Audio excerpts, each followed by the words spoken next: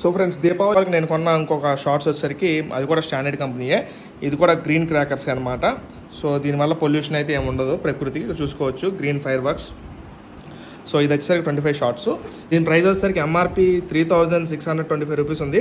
కానీ ఇది జస్ట్ 800కే నేను కొన్నాను మచిలీపట్నంలో. ఇది కూడా చాలా అద్భుతంగా పేలిందండి. ఈ నెక్స్ట్ అయితే దీనికి సీక్వెల్గా మీకు వెనకాల వీడియోస్ వస్తాయి. ఎండ్ వరకు చూడండి, మర్చిపోమాకండి. Thank you.